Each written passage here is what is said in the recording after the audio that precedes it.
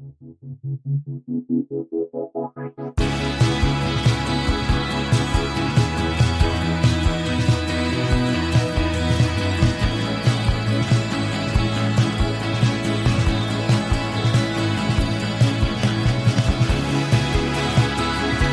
listening to 100 Words or Less with Ray Harkins.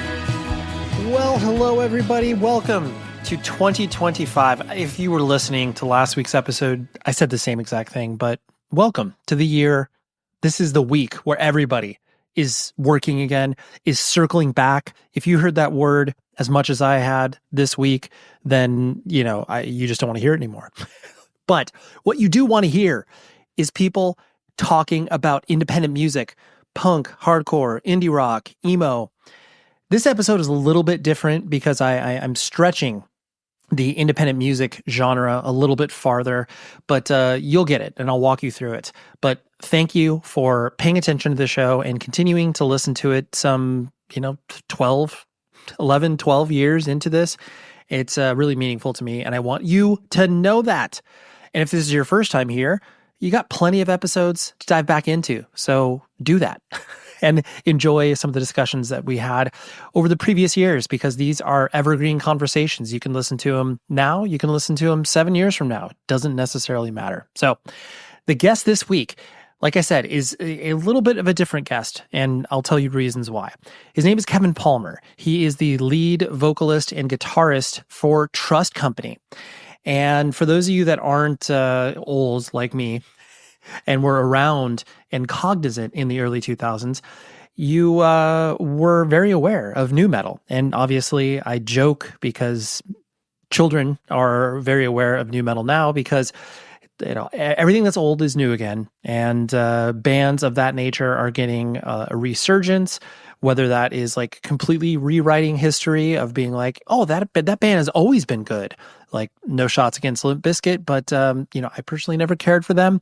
And a lot of people really enjoy that band now. So whatever, that's neither here nor there. But TrustCompany was a band that I got into because they were around in the early 2000s, part of the whole nu metal scene. Frankly, I wasn't never a nu metal kid. Like, I liked Korn, liked Deftones, probably around. I did not like Adrenaline. I didn't like their first record. Around the Furs when I started to pay attention to them, but then White Pony solidified it. Anyway, so I by no stretch of the imagination was like, your Static X head or whatever. Like, I listened to it and I was like, it's just, whatever. It's not for me. But TrustCompany, I was working at a record store, and anytime you get promos for new releases, you're just like, well, I'm going to check them out or whatever. And so this new release from a band called TrustCompany called The Lonely Position of Neutral hit our store. And on the surface, it looked terrible. It was one of those things where I was like, this seems like third wave, whatever, nu metal, like just, carbon copy over carbon copy over carbon copy. And I so distinctly remember it was like an afternoon shift. I was working by myself and I decided to put it in for no real apparent reason. And I loved it. I was like, what is this? Like, this is cool because it's heavy, but the sense of melody is unreal. And I remember showing it to the guitarist of my band, Taken. Chad is his name, and I showed it to Chad, and he immediately was like, this is really good. And so everybody that I kind of showed this band to was like, oh, this is not just a cheesy nu metal band that, is ripping off everything else that exists. Yes, to be very clear, they were in that scene, so to speak. But the band became lodged in my memory banks, and I would revisit this record and just be like, oh, they're so good. This is so good. And all their other stuff is solid as well. Don't get me wrong. But this was the record that really grabbed me. And I, in preparation for this interview, I revisited the record to kind of be like, oh, does this really hold up? And short answer is yes, absolutely. It is such a good record. But anyways, all that to say, this band has been lodged in my memory banks, and I never got to see them. Didn't really know if any of the members did anything beyond, this band or where they came from. Like if they were, hardcore kids that ended up in the nu metal scene, like whatever. Didn't know anything about them. And so the band kind of lived in this mythical space in my brain. And then finally, I took it upon myself to be like, all right, I'm going to do a deeper dive. I'm going to find out what's up with this band and, read about them on the internet like many people when they get obsessed with certain things. And lo and behold, a friend of a friend works at a management company because TrustCompany broke up. Oh man, I want to say like the 2010s or something like that. They disbanded. They recently started playing shows again, but they weren't like active or doing anything. So, anyways, get in touch with the management of the band, and they immediately say yes. And Kevin is such a good interview. This was so enlightening to me, and it was so interesting because I think, regardless of whether you know the band or not, it is a very interesting story. These dudes got thrown into the limelight, got to, sell a lot of records and do a lot of cool things, but then also just, kind of get chewed up by the music industry in the way that you have most likely heard about in some way, shape, or form with other bands that, kind of get thrust into areas that maybe they're not the most comfortable, or maybe they're not ready. Not saying that TrustCompany wasn't ready, but anyways, very long preamble, but I just want to give you the context where it's just like, TrustCompany, where the heck did this come from?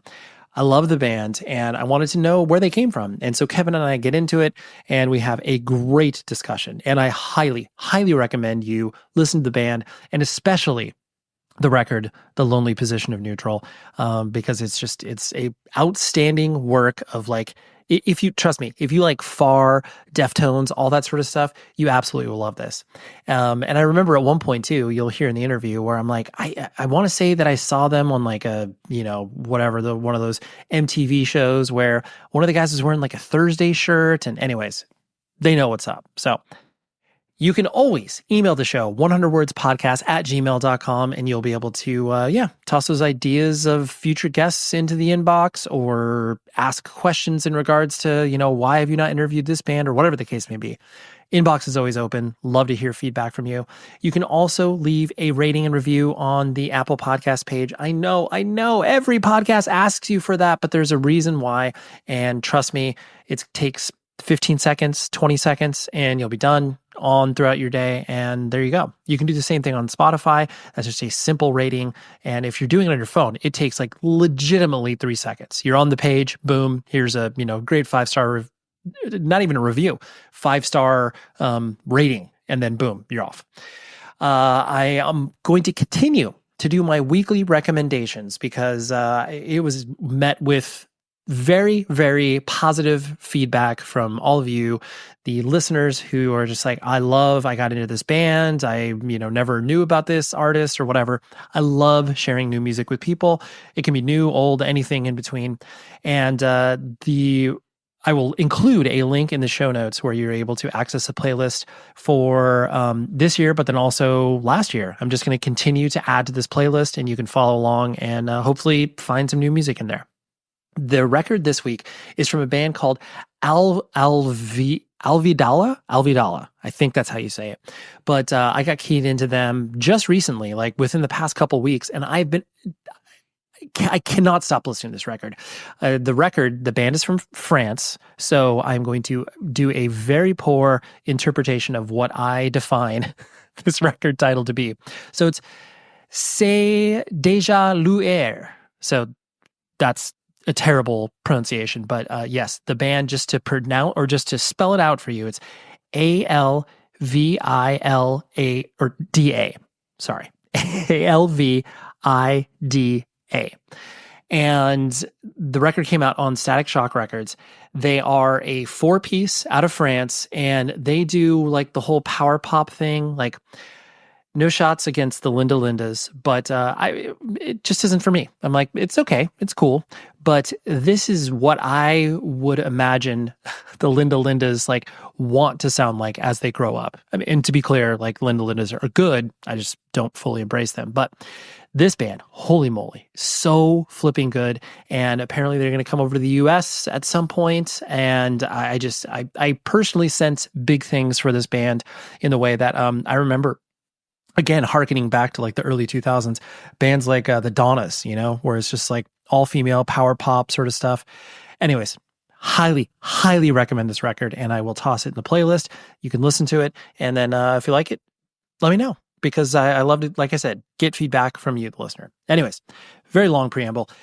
Now let's talk to Kevin from Trust Company, and it's a delightful conversation, and hopefully you learn some stuff about yourself, because you can be like, you know what, don't judge a book by the cover, because that's definitely what I did, and then for whatever reason, I listened to the record and I loved it. So here we go. Here's Kevin from Trust Company. Complicate me and forsake me. You push me out so far. There's no more feeling. I slip. Like I was telling you before, I pressed the record button. I think the words nu metal in the early 2000s, for not everybody, but many people, were a pejorative, where it was like, oh, nu metal, like, yeah, of course, we maybe liked Korn at one point, but like this whole, second or third wave of it, like we're kind of through with it. Right. But your band, I always felt, was unique enough where, yes, you did exist in that world, because that's kind of what many rock bands existed with, but you never really like were burdened by the trappings of it. It didn't feel like you had to have, girls in bikinis dancing on stage. You just didn't, Right, I'm exaggerating, Yeah. but I think the core component for me of what attracted me, and I know many of my friends, towards your band, was not only that you didn't posture anything of what you weren't as human beings, but there was this underlying sense of melody that just like really bubbled through. I'm guessing that was obviously hard baked into all of the music you have done. Just that sense of melody. I realize it's kind of like 15 questions contained in there, but No, I think you're yeah. Okay. I think you're right. What's interesting about nu metal? I'm trying to remember the very first time that I ever heard the term, because back when we were writing that first record, and the first record is just kind of like a greatest hits of all the demos and stuff you did before. But when we were writing all that stuff, I don't know that I'd ever heard the term nu metal before. And then somewhere along the way, it's like, oh, you guys are part of this nu metal thing. We're like, oh yeah, okay. I don't know, exactly what that is, but I don't remember when I first heard that. But yeah, that's so interesting. But as far as melody goes, I think melody's always been a part of who I am. I turned 50 this year, so I'm an 80s kid. I grew up in the 80s. And so my first introduction in music was like what MTV was showing me in the 80s. And it was like, the Police and Bryan Adams and the Cars and Tom Petty, all those videos, So I've always been really, I've always been drawn to like the melody that first hooked me into music. But then in the 90s is when, I kind of got into like, well, I'd say late 80s, I kind of got into rock and roll. Then the 90s is when everything started to change. And I started to get like a little bit heavier, but we still had melody in there. So, I remember the first time that I heard Deftones Engine Number 9 off Adrenaline. And I was like, whoa, like that whole riff thing kind of changed who I was. But at the same time, I was also introduced to like Sunny Day Real Estate in the 90s. And so there was like this mixture of like melody, but also riffs that have kind of like followed me through, my journey and all this. So I think that melody has always been a huge part of like what I crave when I listen to music. You know what I mean? Mm-hmm. Definitely. And I think, to that point, I think truthfully, it's so easy, especially when you are coming from, a particular genre or scene, and like write so many things off, whether it's just like, like I was joking with you where, there are many of my friends who would never listen to Trust Company because it's just like, oh dude, like, is this the same thing as like Taproot? Like whatever, like I pick on that band for no particular reason, Right. But just like not really understanding that it's like, dude, just like listen to this and you probably will find a lot of similarities to the stuff that you enjoy. And I think it takes certain bands to kind of inch people forward, like the Deftones, where it's like, you don't have to, yes, of course you can wear oversized Jinkos and, basketball jerseys and whatever Right. that obviously hardcore kids also wore, but just like being able to like push people forward to listen to something that they might not ever give the time of day. Right. Yeah. When we were coming up, we actually had a really strong like local scene. I'm from Alabama, from Montgomery. I don't know. Do I have an accent? Could you hear an accent on me? Yeah, no, I don't pick up on that, Kevin. Okay. What's so funny? My wife is from Minnesota, so she doesn't really have an accent. And so I feel like that I don't have one, but like I'm clear. And when I go up to Minnesota, they're all like, you don't hear your accent, dude. So it's funny. Yeah, But that we is had funny. a really strong local scene. And there were so many different kinds of bands here. I don't know if you're familiar, like the first person I ever played in a band with was, Andy Jackson, who's a singer for a band called Hot Rod Circuit on Vagrant. Hot Rods, you're blowing my mind. That's Yeah. hilarious. Yeah. Okay. Me and him were like best friends. We were like 9, 10 years old. And he was the first kid that I ever knew that actually owned an electric guitar. He had a purple Kramer. And so he's actually the guy that like taught me how to play like a C, a G, and a D and a power chord on guitar way back when we were like, I don't know, 12 or 13 years old. So, he had before it was Hot Rod Circuit, it was Slip. And so they were much different than we were, but we also had bands in our scene that were like complete like death metal. And we all kind of practiced in the same places. We all played shows and had a really strong scene, and everyone was really cool to each other, but there was a lot of influence just here locally for us. So, yeah, it's interesting when I look back at our past. And I don't know that Trust Company ended up being the band that we envisioned who we were coming up to be, you know. We got signed by Geffen, and I think all of us in the band would tell you that the record came out a little bit more slick and a little bit more radio friendly than what we had envisioned we were going to do. And part of that was because the label signed us to be on the radio, you know. And so we went in the studio with a producer who was, you know, working that direction. But our influences, I think, are probably a little bit less radio friendly. But I wouldn't say that like it's not a representation of who we are, because I do love like melodies and choruses, but I also love the riffs, you know, that go along with it. So yeah, interesting backstory there. Yeah. No, I love that. And you explaining the scene, I mean, yes, because Montgomery, Alabama has never been pointed to as being, you know, the hub of, you know, culture or what have you. Not at all. But just that idea that that's exactly before the internet existed. That's exactly like, it didn't matter who you were playing with. You were just playing local gigs with, you know, an indie rock, emo band, a pop punk band, a death metal. Like, it didn't matter because did you have a guitar? Do you have amps? Like, let's play together. Yeah. Yeah. We had you know, you wouldn't think for Alabama that we'd have a strong scene, but we did. We had some really good bands. And Andy went on to, he moved to, I think Connecticut maybe. And then that's where Hot Rod took off. But yeah, when they were down here in Montgomery, the band he was in before it became Hot Rod Circuit was called Slip. And he introduced me to like Quicksand, which changed the game for me too.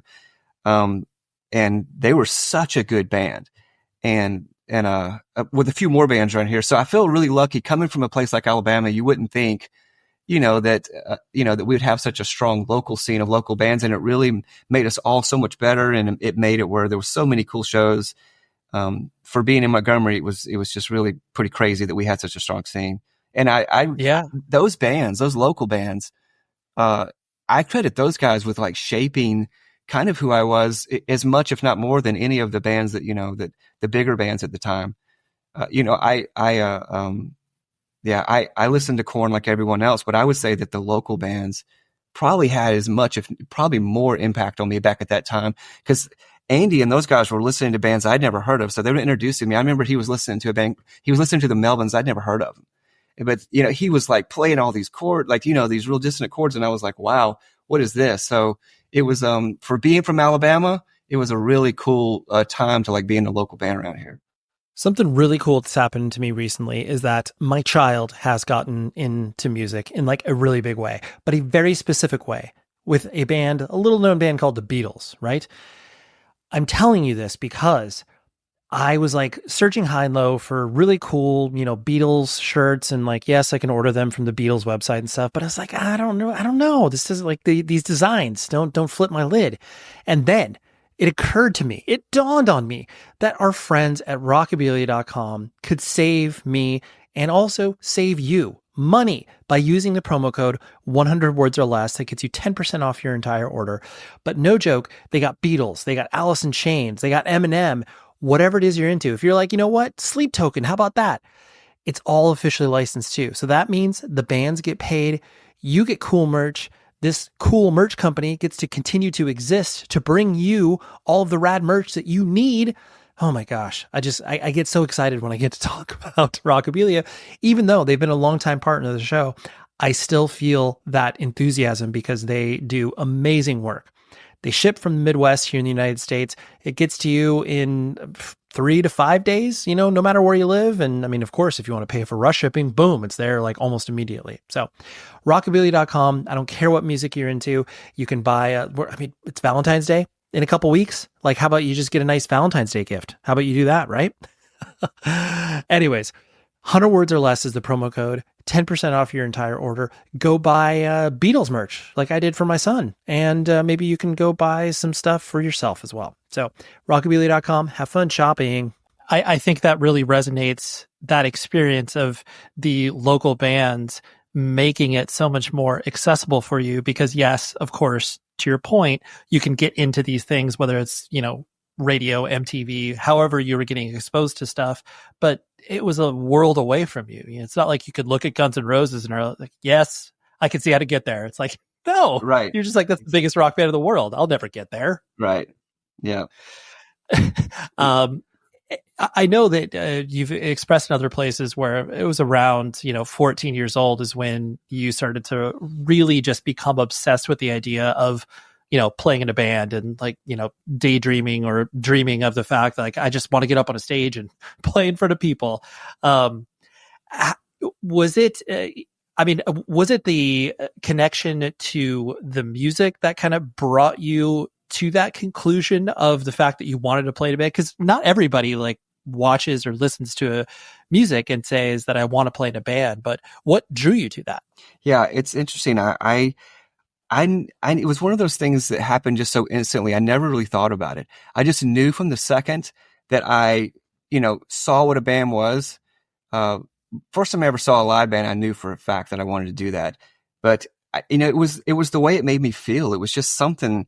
It was like an experience I'd never experienced before. And older now, I tend to think about everything too much. Like, why am I thinking about this or why is this happening?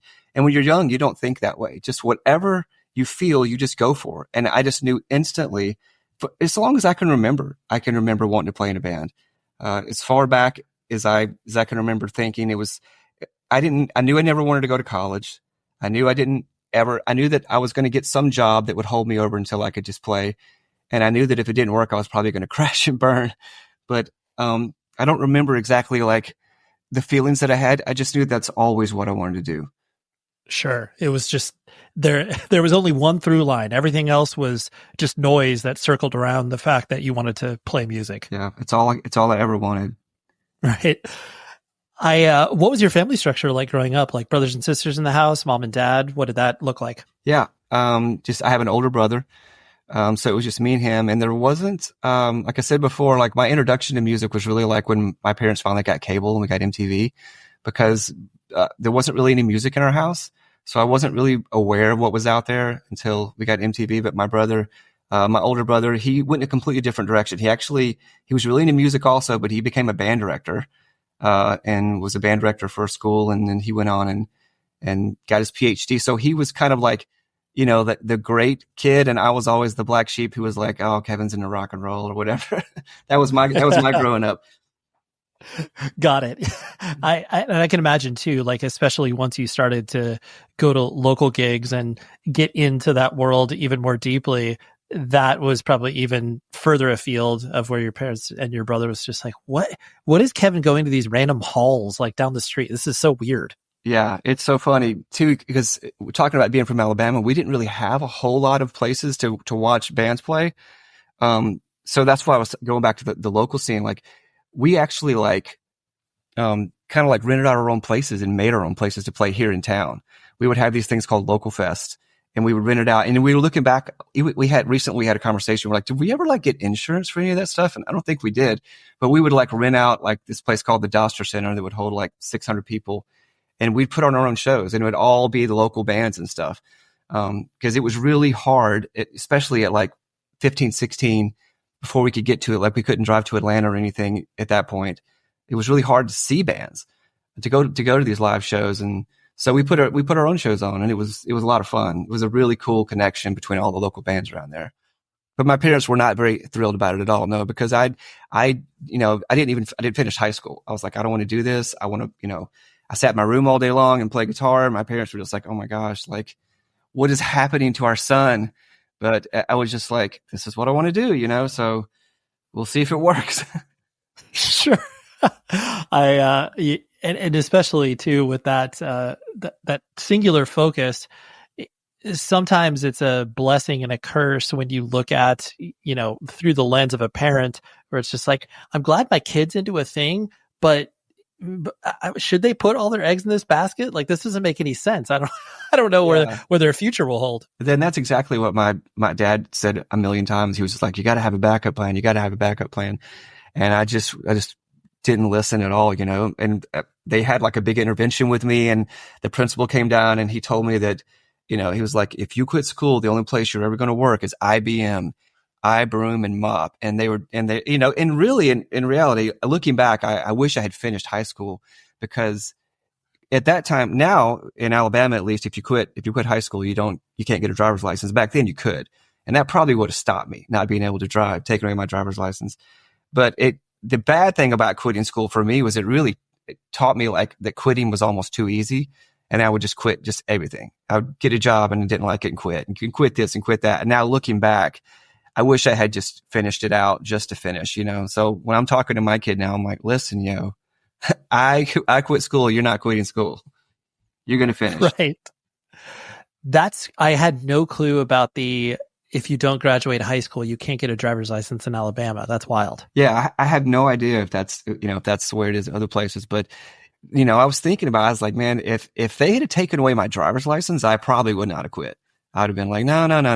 I'll because at that point, my driver's license meant so much to me. That's how, was my life, how I got around. But they don't do that anymore. So. Right. Yeah. You're like, wait, how am I going to get to the gig if I don't have a driver's license? Exactly. Like, come on. Yeah. Right. And I didn't really, like, you mentioned, getting into those, indie bands, whether it's Quicksand, Melvins. And I don't know why I never thought about Trust Company. Like, if you guys existed in the, New York City post-hardcore scene, like, no one would have batted an eye. You would have fit in completely perfectly with that. Whereas, like, existing in the early 2000s scene where, yes, I mean, to be clear, very successful, sold a lot of records. But there might have been like a little more longevity in the fact that you would have been attached to like a sort of scene and like-minded bands, as opposed to just, being like, all right, well, we're riding the radio raves. Yeah. And we have this conversation so many times. Like, I feel so like I feel so blessed to have like what we had, because we were one of we had to be on that last wave of bands that got signed from like mailing a demo tape to a label. And that's really how it worked for us. We had like demo tapes that we were mailing to record labels, and we got picked up by an indie label out of Washington, DC, that had signed a band called Nothing Face that we were really excited about. But we talk now like we were playing. It happened so fast, man. We started playing these showcases, and we played for Geffen, and at the head of Geffen at the time was this guy named Jordan Schur. And we played like 2 songs, and he was like, that's it. That's all I want to hear. Like, I want to sign you guys. And we had some other like labels that we were going to talk to and play for. And we ended up playing for Rick Rubin, which was a really unique experience for us. And his record label, American Records. And we had to play this showcase, and it basically came down to like, we had these conversations now that go like, man, what would have happened if we had signed with American Records instead of Geffen Records? But I don't think we would have had the commercial success so fast, because Geffen's idea for us was like, we're going to put you into the studio with a producer that we think can get you on the radio. We're going to crank out as many songs, and then we're going to put you on the road. And American Records was more, we're going to put you on the road first, and we're going to try to like, just, it was going to be more organic. And we think about that a lot these days, but hindsight's 2020, I guess.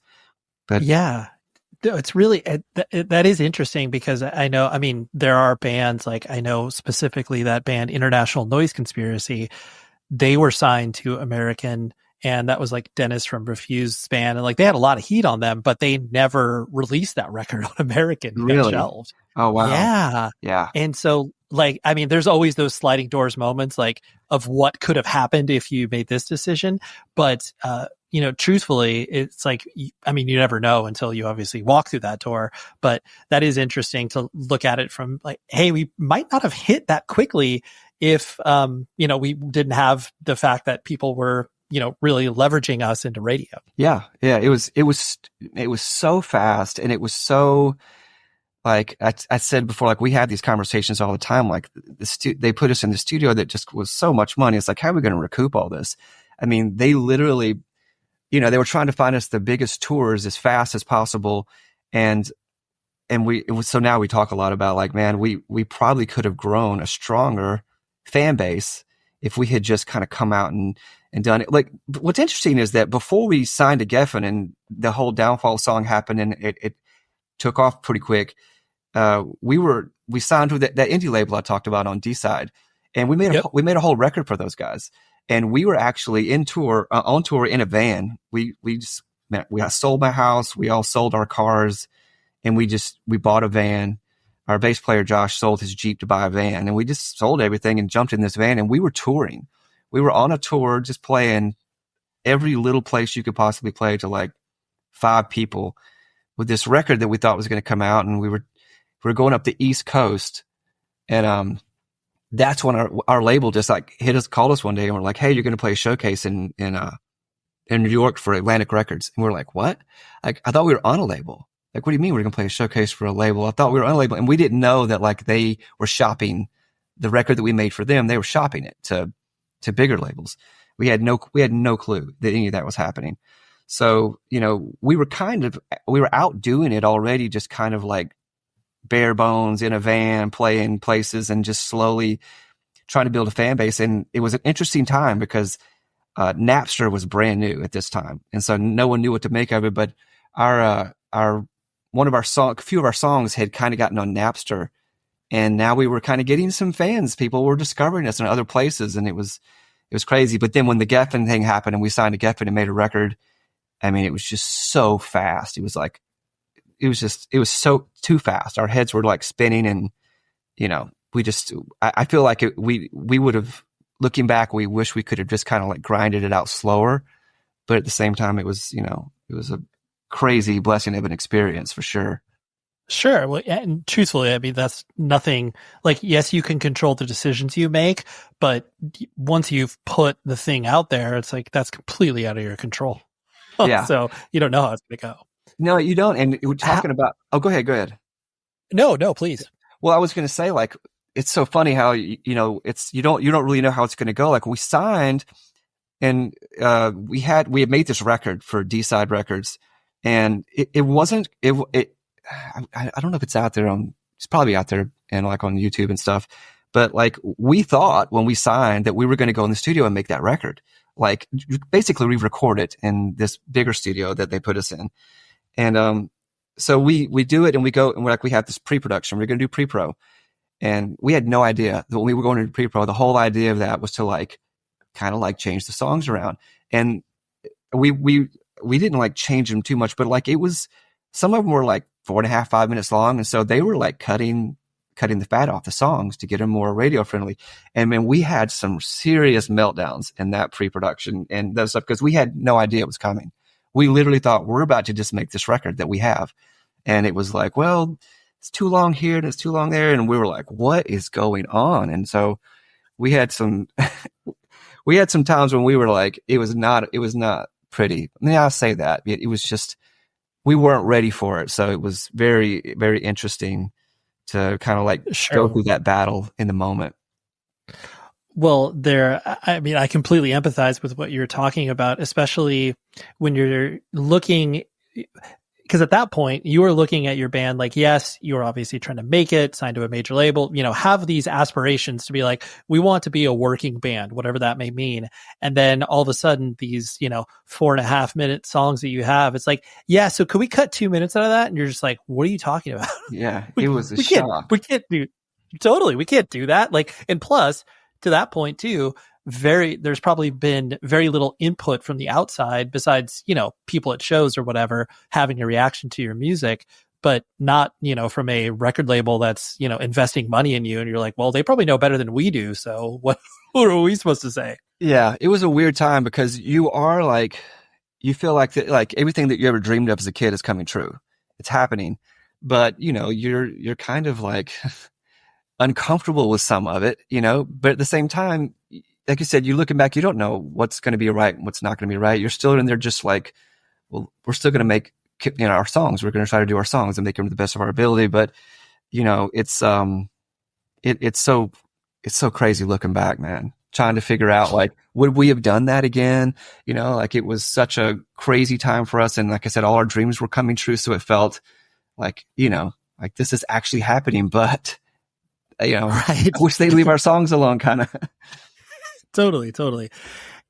And kind of to that point too, the fact that you guys weren't necessarily attached to a scene. Like I know I was just by doing nerdy deep dives on you where it's like, you're wearing a Thursday shirt, like, your bass player likes the Get Up Kids. Like you were never clearly like a punk or a hardcore band in any, context as far as playing towards the scene. Right. And so, you weren't going to get that adoption or buy-in from that. But I presume because of that, you were obviously influenced by those bands. Like, did you, like, how did that kind of side of the music scenes or whatever start to appeal to you? Was that like, when you were younger and, 14 years old and getting into stuff that was a little bit left of center?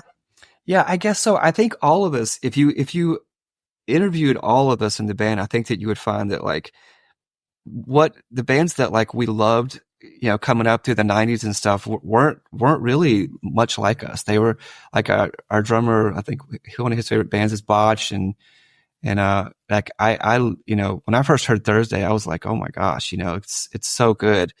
So, I think that we probably, it's like you never, I think that it when we were first kind of coming together as a band, we were called 41 Down before we were TrustCompany. And I think we felt like this a little bit heavier, a little bit rawer.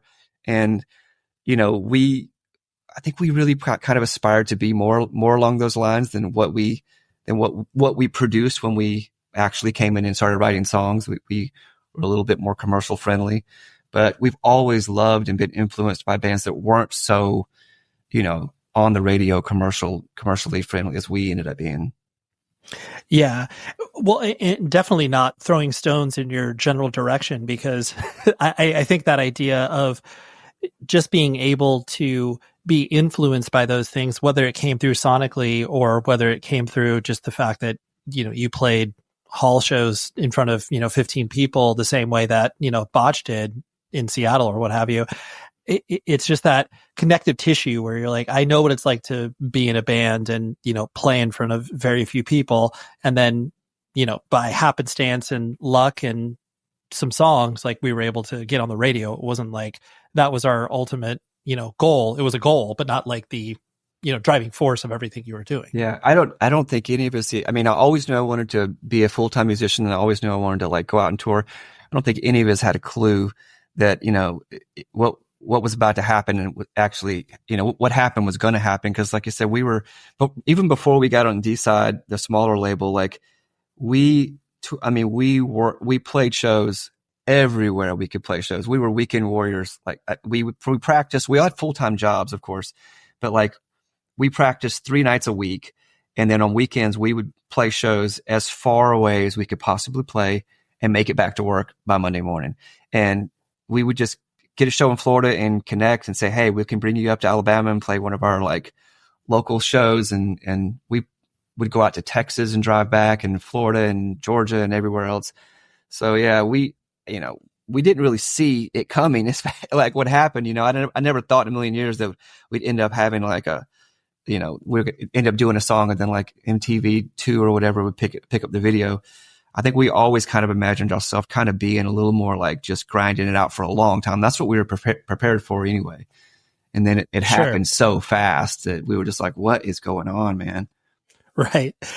And kind of to that point where, because you had experience playing in bands and, existing on the road and all of that aspect. And then once things started to hit, I'm guessing, I mean, you didn't blow up in the sense of like you guys, wanted to kill each other and have massive drug problems or what, like, I mean, there could have been some of that stuff behind the scenes, but like you were thrust into a whole different world, and all of a sudden people were paying attention to you that, could care less about you 6 months ago or whatever. How did you cope with you personally? How did you cope with that attention? Was it just like, I have no choice but to ride this wave and I'll try to keep sane, or, how did you react to it? Yeah, I think I probably struggle with it more than everyone else in the band, because I get, I'm a little more reserved, a little more shy. I even to this day, I get really nervous before interviews. So it was a lot for me to take in, quickly. It happened so quickly. We literally were in a van I'm trying to think, September, like October, we were like in a van touring, and then like the next month, like the end of November, we were in the studio, and then the record came out the following year, and it was so fast. It was a weird struggle, because like it is kind of like, it's not even kind of like, it's exactly like the stuff that you kind of dream of when you're a kid coming true, but at the same time, definitely felt overwhelmed by it all. And so, yeah, I guess you kind of put it back into your writing and try to write about it and just deal with it. But I've always kind of struggled with that part of it, honestly. Mm-hmm. Sure. And especially too, where no matter what, the vocalist will always get paid attention to more than any other members of the band for a multitude of reasons, whether you're playing guitar, whether you're not playing guitar, whatever. And then when you start to you're putting yourself out there from an emotional perspective, lyrically, musically, all that sort of stuff. And then it starts to boomerang back to you by people having these intense reactions to your music. And you're just like, oh, I was maybe expecting one or two people like in the smaller shows we were playing, but then all of a sudden to have it boomerang back where it's like, oh my gosh, now these people, like, I don't even, know how to react to 10 or 20, 30, 40, like it multiplies. It does. And what's so interesting to me about like, kind of like when you're writing songs and you're writing lyrics and you're going through all this stuff, especially on the first record, I mean, I can remember sitting in my little room, like writing lyrics to these songs and not having the slightest clue that anyone might hear it besides, a few hundred people or something like that. That you could sell some CDs to. You have no idea. So you're kind of, you're being very honest, and you're kind of putting everything out there. And then when it connects with people, it can be, I don't want to say shocking, but like when people start writing you and come and saying, oh, I connected with this, I connected with that. And you didn't even realize, or I didn't at the beginning, that many people were going to hear it, or that many people could possibly hear it. It's a very interesting dynamic emotionally to kind of be like, okay, but that's what music is though, like it's like connection. So yeah, it's, I think of it as like an honor to be able to write and hopefully connect with people, because that's what happened to me when I would listen to music. But looking back, I'm like, man, I can remember sitting in that little room and not having a clue anybody would read this stuff, really. Yeah. Oh, absolutely. And and then also just be like, damn, I'm really embarrassed at certain lyrics, the ways that I phrase things. Yeah, you just get so in your head with it. Like, man, if I'd known that many people I might have tried a little, written some. No, I'm kidding, but you're like start to really second guess it. Like, wow, that was back in the days of having my little boombox, and I would hit play and record to like record my ideas, and then stop and play and record and play and record. Yeah, absolutely. You're like, maybe this needed to go through one more round of edits. Yeah, for sure. Yeah, I mean, it's actually probably a good thing that I didn't think about it, because I didn't overthink it. I just wrote whatever came out. I wrote what was real. But I often think back and go like, wow, I had no idea when I was writing that stuff that anybody would even care. There are many things in life that keep me going: records, coffee, vegan food, pinball. Like, those are the things that I enjoy.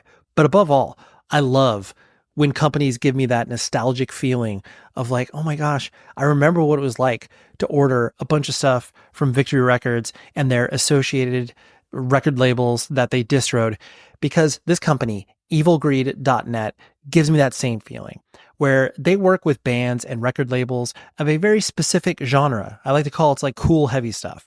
But they work with these bands to send you merch, whether it's shirts, whether it's vinyl, whether it's like literal scarves. They have so much cool stuff. They're based in Berlin, Germany, but the shipping rates are very advantageous for us right now in the States. There's just a little sample of some of the bands that they work with. You know, you got Knocked Loose, you got Speed, you got Brutus, you have Foreign Hands. There are so many cool bands that I dare you to not find anything on their site that you want to purchase.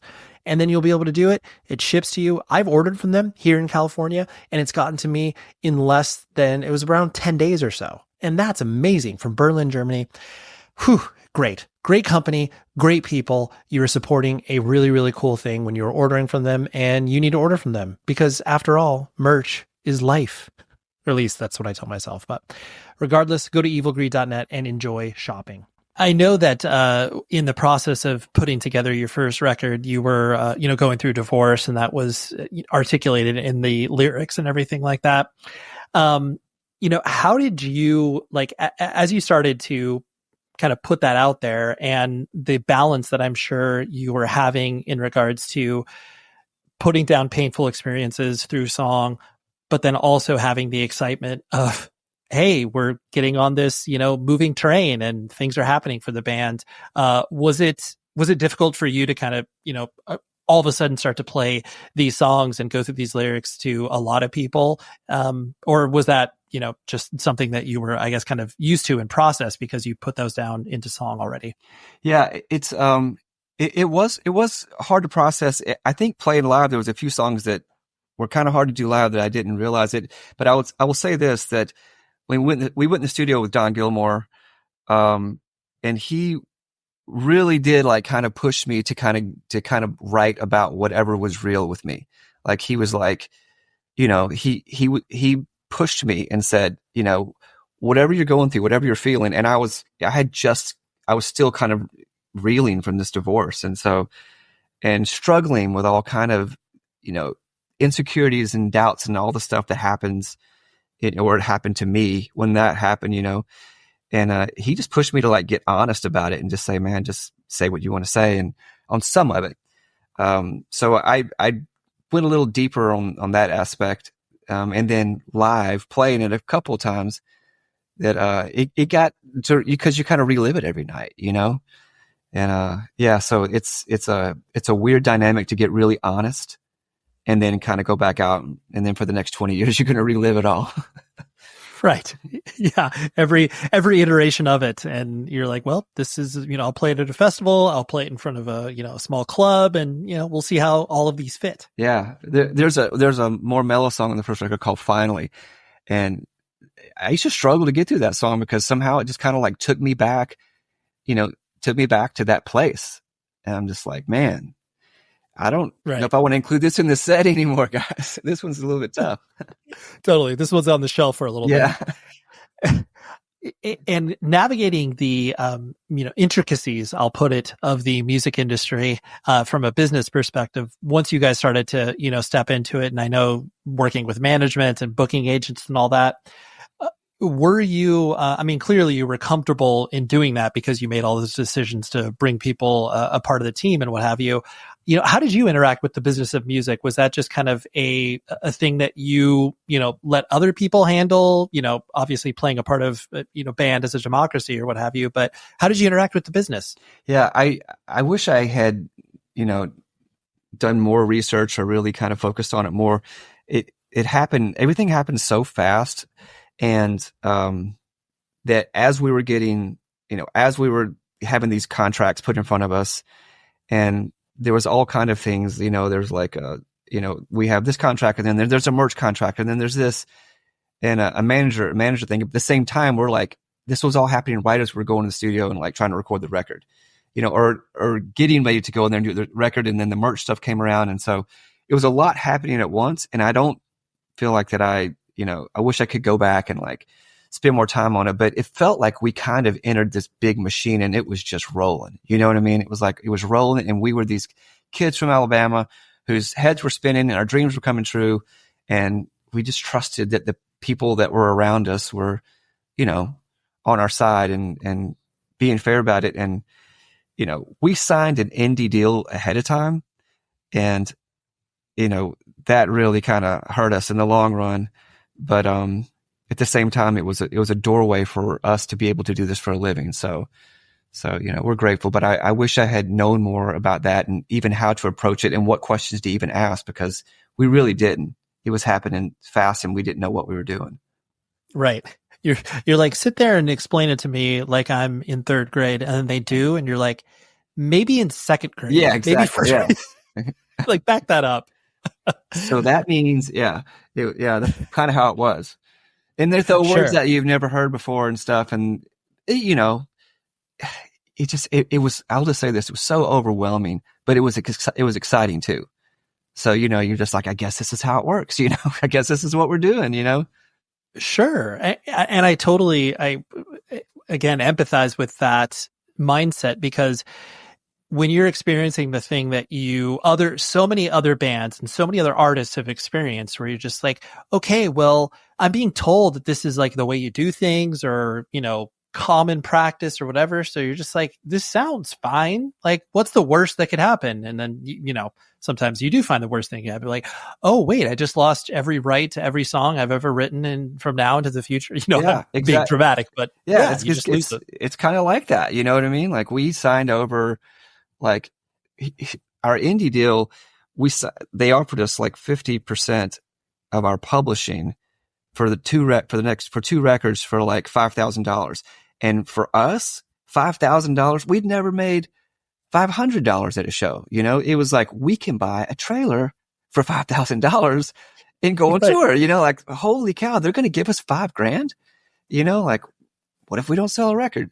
But then of course, when we signed with Geffen, and then all of a sudden these big publishing deals started getting offered to us, and we realized we just signed over 50% of the next two publishing deals for $5,000. You're like, oh my goodness, what do we do? You know, but that's the way it goes, you know? And sometimes it's like the literal most money you've ever seen put in front of you, where it's just like, wait, for the rights to my songs, and it's like, I would have sold this for $15 a couple of years ago. Like, what do you mean you're going to pay me a couple, you know, 10, 15, whatever, even higher? It's just like, this doesn't make any sense. This is monopoly money. Yeah. It was crazy. I didn't know what publishing was. I wasn't really sure. Like, oh, okay. Well, you get 15%. We still get 50%, right? It's like, oh my gosh. But I mean, you know, we had no idea what was about to happen. They knew that they were going to try to shop it. You know, we didn't know that. And, so it worked out for them, I guess. But sure. Yeah, we didn't know what we were doing, man. We didn't know what we were doing. We just were so excited to have the opportunity to be able to quit our jobs and play at all, period. So, you know, we look back at it and go, golly, that wasn't a very good deal. But at the same time, you know, man, some of the best times of my life were in that van for sure. You know, of course, it's that double-edged sword where it's like, there's, especially when you're participating with a, you know, even if it's the indie / opening the door to getting on a major label for you guys, there's always going to be, you know, pros and cons. And ultimately, if it does give you the fact that you get to pursue your life in music, you're just like, well, this is something I wanted, so of course I'm going to try it. Yeah. It was an exciting time for sure. Yeah. What were, you know, after things started to really track and hit, I know that one of the earlier tours, correct me if I'm wrong, you guys went out with Puddle of Mud, right? Yeah, it was our very first tour after making the record for Geffen. Okay. Which probably was also just on a level, because I mean, at that time, Puddle of Mud, was, you know, definitely hitting, but also not similar to you guys from a sonic perspective, or maybe just, you know, everything, not throwing stones in their direction or what have you. But was that even weirder, being put on, you know, most likely a bus, and you were playing, I'm guessing, theaters, like maybe even larger than that? Yeah, I think it was about 3,000 seaters. Okay. They had they had a big song called Blurry that was hitting at the time. And I had heard them on the radio, but other than that, I didn't know, much anything about them. But yeah, they put us on a bus, and that's one of the things that like our drummer complains, still talks about this day, is like, we shouldn't have been on a bus, like we hadn't sold a record yet, like, but yeah, they put us on a bus right out of the gate, and they just called us and said, hey, you're going to be opening for a band called Puddle of Mud.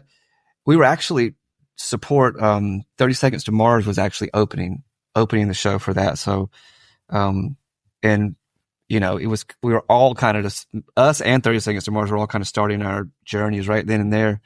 But it was looking back, that was too much too fast. Like there's no reason for us to be on a tour bus. We hadn't sold a record yet, but that's the way we were, like one of the last bands to get that full red carpet rollout before you even do anything yet, and we were 100% okay with just jumping in a van and doing it like we've been doing it. But, they didn't really ask us what we wanted to do. They just said, this is what's going on, man. Yeah.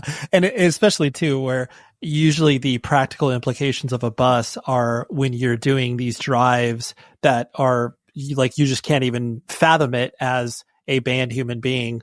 But if it's like, no, like we'll play the gig and then we got a 6-hour drive, like we can do that. Yeah. It's like, that's no problem, dude. We first got the show first got the tour, our very first tour, that, they hired a tour manager to come out and tour manage us. And so we just met him, and they're starting to pull all of our equipment out, and we're going back there and grabbing the equipment and trying to roll in. And the tour manager's like, don't grab the equipment, just let them do that. And we're like, okay. And so then but it's just habit. That's just what we do. We pull the trailer open and we grab our stuff and we start to throw and go. And we just kept doing it. And he finally pulled us aside and said, dude, don't touch the equipment. And we're like, it's cool. We're like, it's cool, man. And he's like, no, if like you hurt your back or something, I'm going to get chewed out by the labels. Like, don't touch the equipment. And it's like, it was such a change in how we had done things. Cause, we were just used to pulling up, finding out like, where are we going to set up, where are we going to put our backline or whatever, and just throwing out and going. And they were like, you can't do that. And, but now we do it again. So it's come full circle. Right. Yeah. You're like, we know how to do this. It's fine. When you started to get, the attention in regards to all of the stuff hitting at radio and everything else we've been talking about, I know you probably got thrown into some awkward / funny press environments of playing like, oh we got to play Downfall 15 times today for all these local radio stations or whatever. Was there is there something that kind of stood out when you were participating in these things that was definitely like you did it? You're like, this is going to be weird, but we'll still do it. Does anything come to your mind when I bring that conceit up? Yeah. We went to, speaking of like doing things like way too fast, they sent us to Europe pretty quick and, to open for Korn, which was crazy because our first single Downfall was doing really well at radio, but it had not been released in Europe at all. And so they send us over to Europe when we have a song that's doing well in the US. But when we were over there, they booked us a bunch of stuff like these, like TV shows and stuff. And they wanted you to come out and basically fake it to backing tracks, like the whole song. Like they just put the CD in there and hit play and we go out and pretend like we're playing it.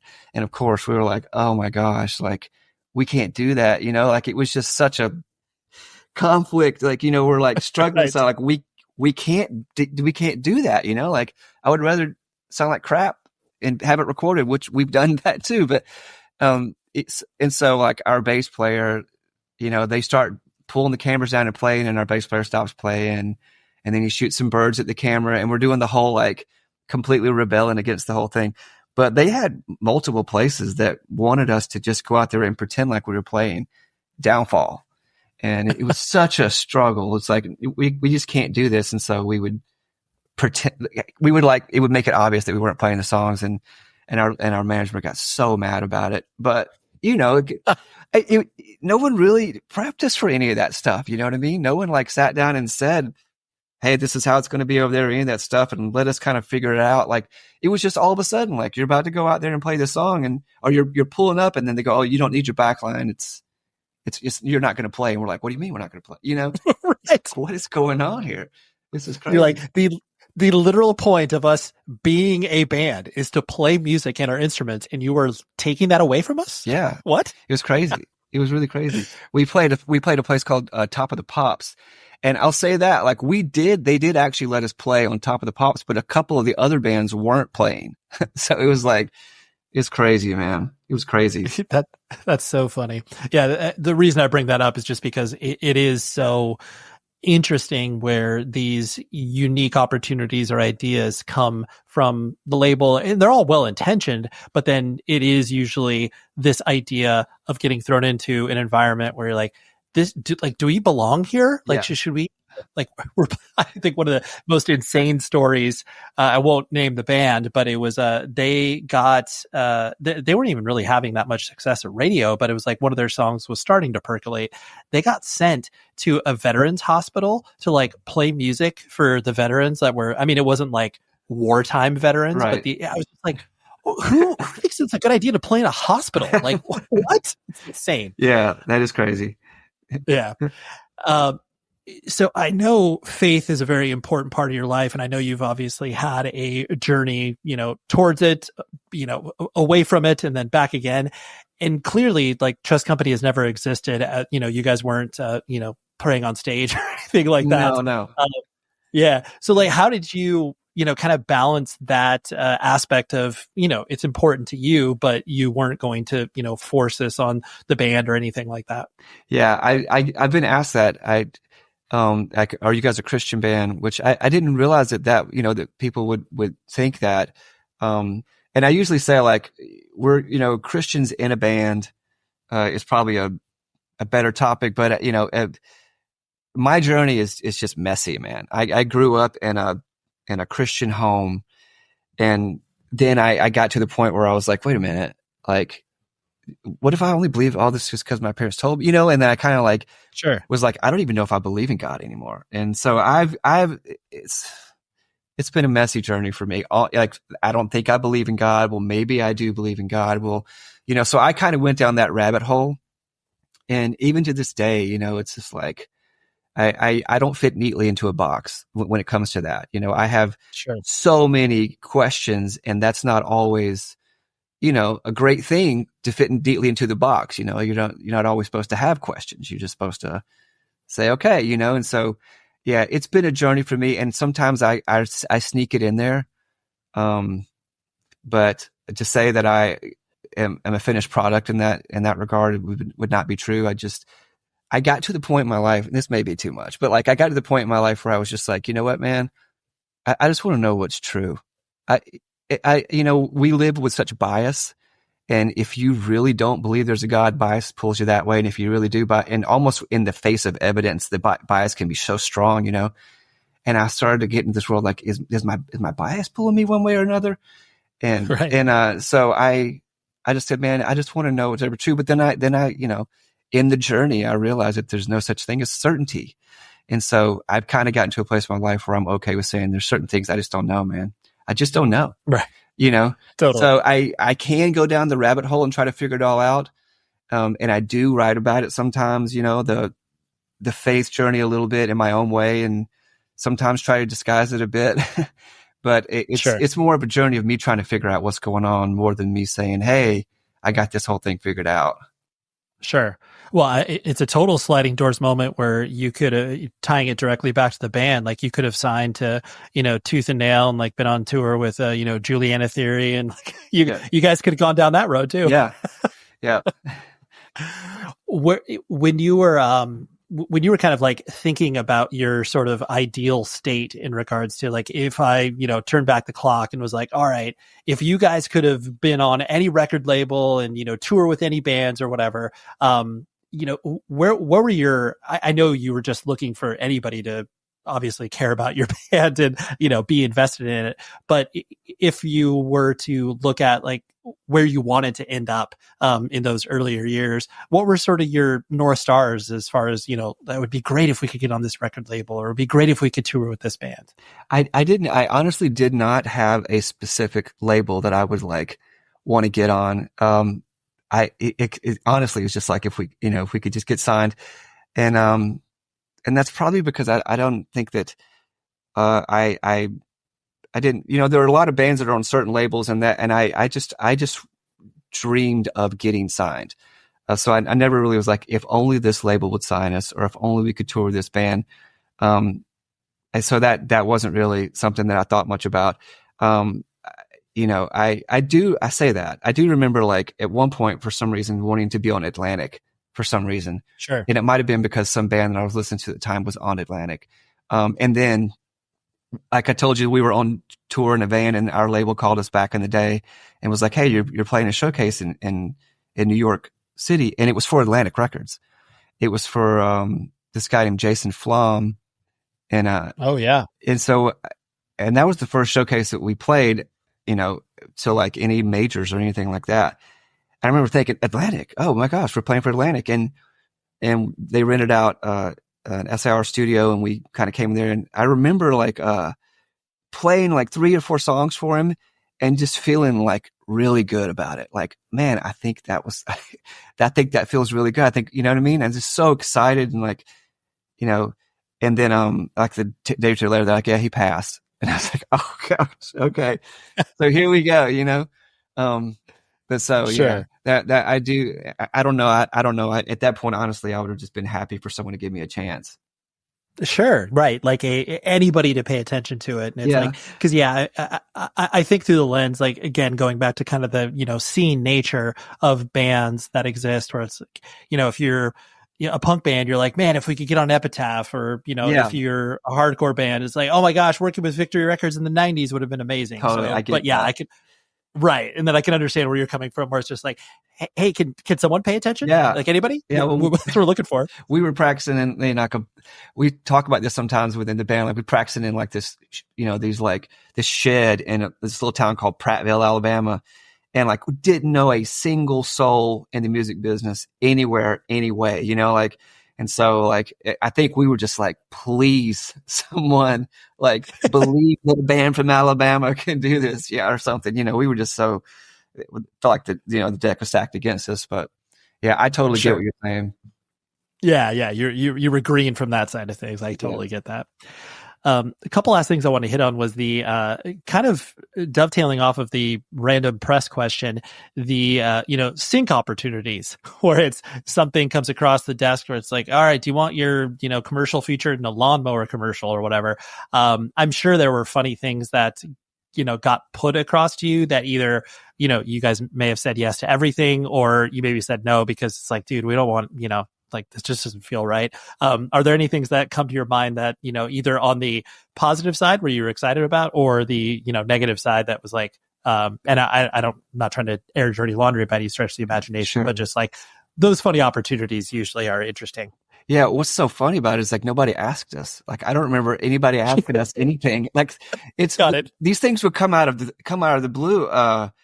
Like, they put us in like video games, and there's people that discovered us in video games. We didn't have a clue they put us in the video game. That's so fun.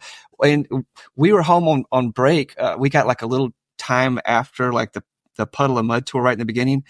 And I was sitting at home watching TV, and one of our songs starts to play, like, coming on like a TV show.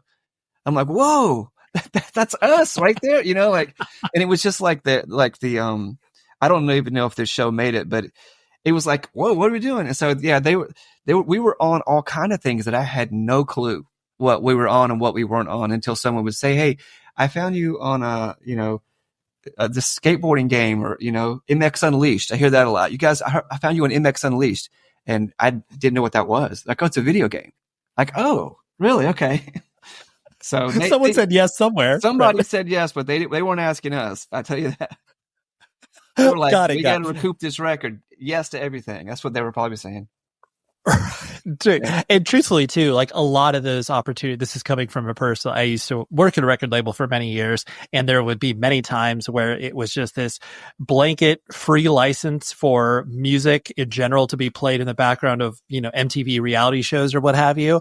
And so, there definitely probably was some of that going on, where it's just like, we just want TrustCompany everywhere, man. We don't care where it is. Yeah. Like, it's free. Sure. That's fine. Yeah. You know what? So you say that, like, there's 2 shows that I remember that we heard ourselves on that we didn't know. One was a show on MTV called Room Raiders, I think. And, oh, sure. And another one was a show. Do you remember the show called Pimp My Ride? Oh, of course, Yeah, dude. Yeah, Exhibit. it was like on MTV, and all of a sudden I just heard like we have a song called "Running from Me," and it has this little picking intro, and they're doing something else, and it was like ding, ding, ding, ding, ding, and I was like, at first I was like, that sounds so familiar, like, and I was like, oh my gosh, that's like, I wrote that. So, Yeah, that's us. Yeah, that's weird. That's so weird. Yeah. That's funny.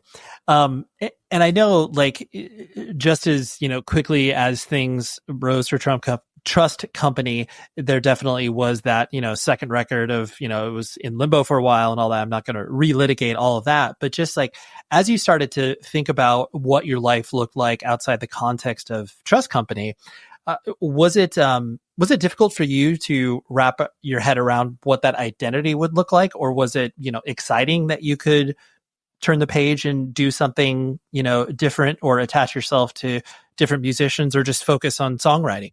Are you talking about after the second record? Like after it was all Yep. kind of like over and we were just like moving on with our lives? Yes, exactly. Yeah. Yeah. And in the last, so the last show we played, we started playing some shows recently, but before that we hadn't played a show in a decade.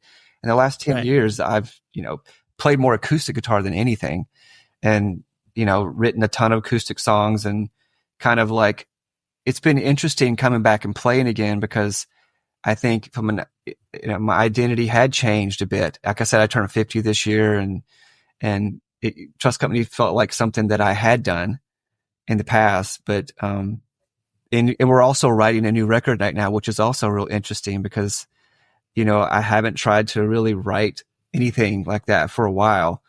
And so, it's definitely been an identity shift. It's interesting coming back and trying to write something, because we're writing a new record. It's been an incredible blast just getting back in a room and playing again with all the guys in the band. 'Cause we were all like just really, really, really good best friends before this all happened.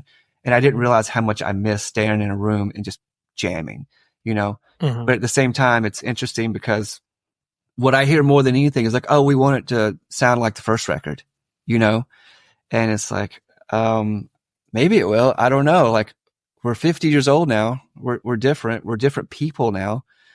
And when you listen to music is kind of like, it's like a timestamp of your life. Like when you hear songs, they take you back to certain times in your life and they bring you back there. And sometimes I wonder, like, when people want to hear like the first record again, what they want is they want to feel that nostalgic feeling that they felt when they were 17 years old and they heard your song for the first time, whatever. And I'm like, I don't know if we can recreate that for everyone. And I think people are smart. They know that you're not going to do, it can't be exactly that again, but it has been interesting and fun getting back into a room and trying to write and trying to say, like, who are we now? And are we even saying, what do we want this record to sound like? Or are we just going to get into a room and just write and have fun, which is what we've been doing so far. But, yeah, we are different people now. So it's going to be really interesting to see how this turns out 20 plus years later, Sure. That's, I think the struggle that I know many people have in regards to identifying not only who you are as a person as you age, but then trying to evoke those feelings that of what brought you into the room in the first place, because what's bringing you guys back to this point now is not the pressure to, succeed or whatever. It's just like, well, no, this is like literally when we were 16 years old, just, dicking around with each other or whatever. That's exactly what it is. Like, there's just like, it's like, there's no thought about like, well, what if this, it's like, we're just going to write music just like we did back in the day and just put it out and have fun. And that's what we said, but we were going to do it. Like I said, this has just got to be fun again. And it has been, and it's been an incredible joy. Like I said, just to even if we didn't put anything out, even if we didn't play any more shows, the shows are fun, but like just literally we're in the same band room we were in back in the day. We got it back,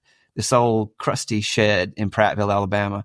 And we're walking in there. It's the same terrible smell in that room, but like, we're just back in there, like old days, just playing songs and writing and getting excited about a riff, and and getting frustrated with parts that aren't working. It's the same stuff. It's been a lot of fun. Right. You just know how to like not yell at each other this time because you're adults. Yeah. Sometimes. No, we're pretty good about that. We're pretty good about that. Sure. The last thing I wanted to hit on was just the notion, like you were talking about earlier, where, playing a show for the first time in 10 years. And I'm sure that there was a little bit of trepidation in regards to if the feeling would still feel the same. Because I know some people, I mean, even after, COVID, where a lot of people are like, dude, I haven't toured for years. I don't even know if I like playing shows or whatever. Yeah. What was your mentality in regards to, especially playing a festival as well? Like there's a lot tied into that.